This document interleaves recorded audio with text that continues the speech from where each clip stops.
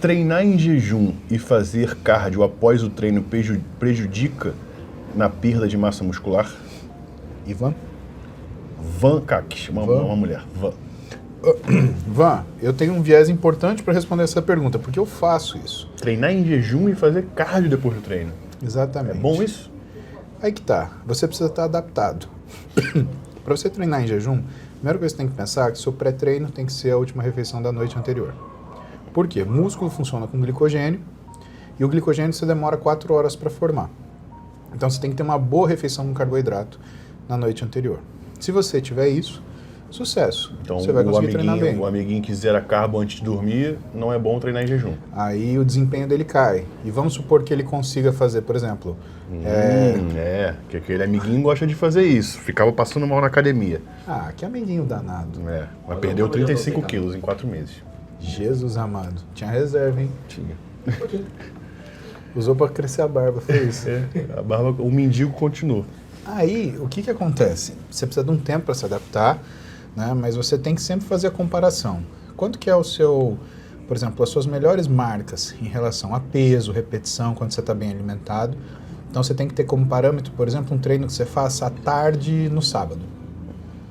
E aí você põe o seu treino em jejum. Se você tiver uma variação maior que 50%, talvez não valha a pena. Ou seja, se, por exemplo, você faz o agachamento com 100 quilos no sábado, e aí na segunda-feira você vai fazer, ou no dia de agachamento você vai fazer 50, morrendo, talvez não seja bom negócio. Dá para insistir? Até dá. Mas se em 9 semanas essa carga não aumentar, aí quer dizer que você está jogando tempo fora. 9 semanas? Porque demora... Se na segunda semana não aguentar, eu já volto. Não, porque o músculo, para ele mudar, Léo, ele demora mais ou menos 10 a 12 semanas. Então, as primeiras 4 semanas, quando você entra com treino, por exemplo, o teu músculo ele não reconhece o treino como estímulo para crescer. Ele reconhece como se fosse um desgaste. Um ferimento, né? Exatamente. Ele vai começar a primeiro reconhecer... só regenera o que machucou. Exatamente. Ele vai reconhecer como estímulo para ele crescer a partir da 4ª semana. E o pico disso acontece entre a 9ª e a 12ª semana. Então a gente espera que nesse período exista ou uma melhora da força ou uma melhora da resistência anaeróbica, ou seja, você fazer mais repetições, ou uma melhora da densidade do treino. Estamos falando de quantos exercícios você faz em um determinado período. Vamos supor que você demorava 1h30 para fazer seu treino. Aí depois de 9 semanas, você está demorando 50 minutos. Está funcionando. Tá? O problema do exercício é que para você ter uma resposta, está numa escala tão grande que é maior do que a nossa percepção de mudança. Então a galera faz 1 semana, 2, já começa, mas eu ainda não estou grande. Cara, mas você vai perceber depois de 3 meses.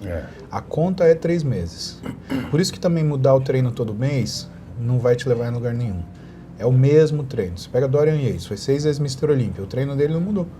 Ele durante 6 anos fez absolutamente o mesmo treino, a única coisa que mudou foi carga. Eu hoje em dia não mudo muito o treino. Sim. Basicamente quase a mesma coisa. O treino ele tem que obedecer, né? Se você for estudar, um dos caras que escreve muito bem sobre isso, que eu gosto muito, Ramires Tibana. Um volume, uma intensidade, uma complexidade, uma densidade. Uma vez que você estabelece isso, você tem que priorizar o quê? O que são os segmentos do seu corpo que vão chamar mais atenção daquilo que você é. Então você tem que ter 2 missões. Henrique, obrigado.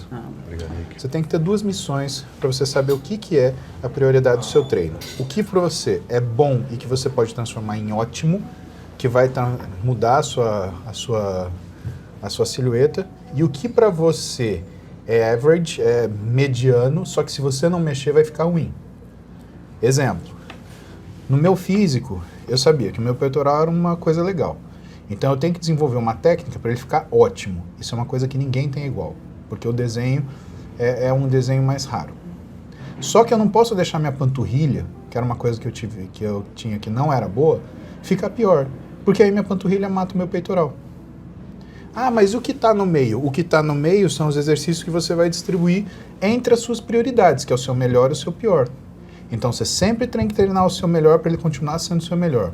E você sempre treinar o seu pior para não deixar ele virar uma âncora e te afundar naquilo que é a percepção da qualidade do seu físico.